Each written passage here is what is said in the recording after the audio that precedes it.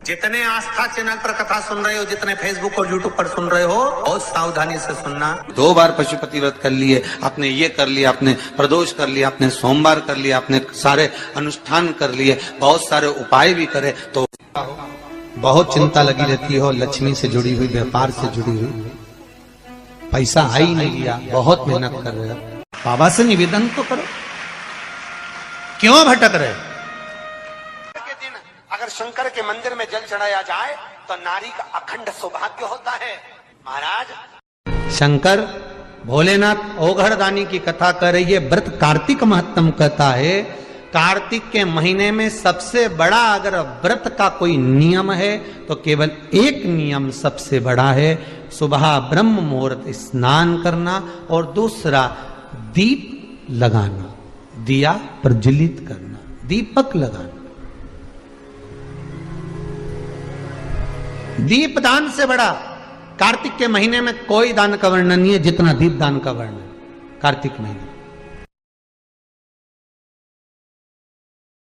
7 स्थान शिवलिंग के बताए हैं जहां पर भूल से भी अगर कोई चंदन की उंगलियां लगा देता है, 7 स्थान ऐसे हैं जहां चंदन की मात्र उंगलियां लगा देने से ही शिव पितृलोक के पितरों को मुक्ति प्रदान करके बैकुंठ लोक का निवास दे देते हैं। 7 स्थान।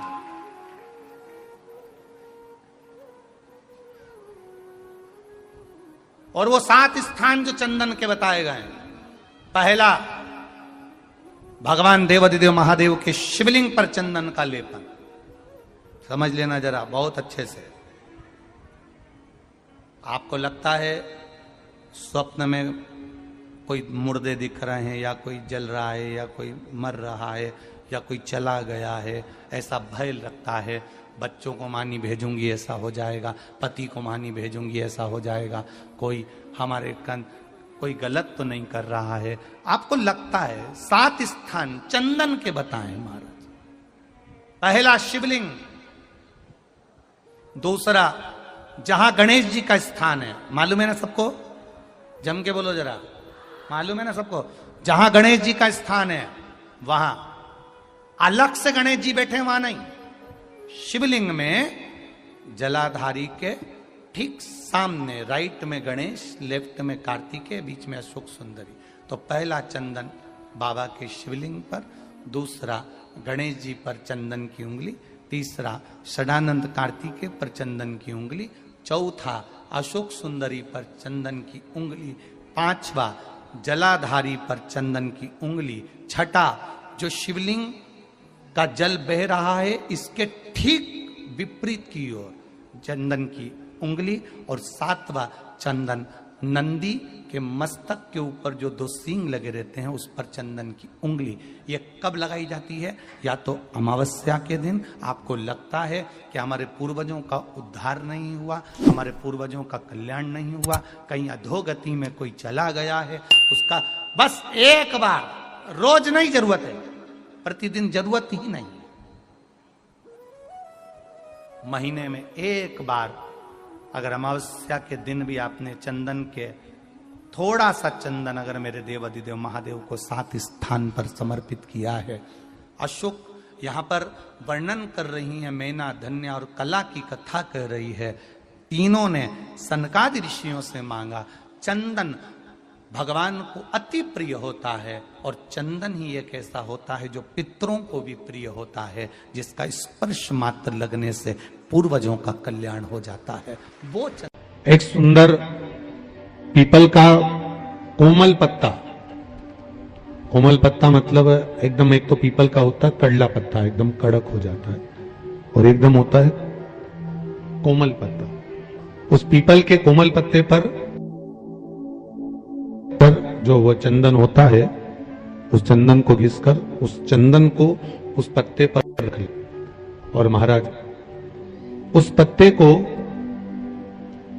मध्याह्न के समय पर, जिसे जब सुबह के समय पर सारी पूजन हो जाए, अर्चना हो जाए, भगवान शिव के मंदिरों में जल समर्पित हो जाए, उसके बाद में जब बाबा एकदम में राजे हों, तब जहां शिवलिंग रखा होता है चंदन का लेपन उस कटी भाग पर करना है।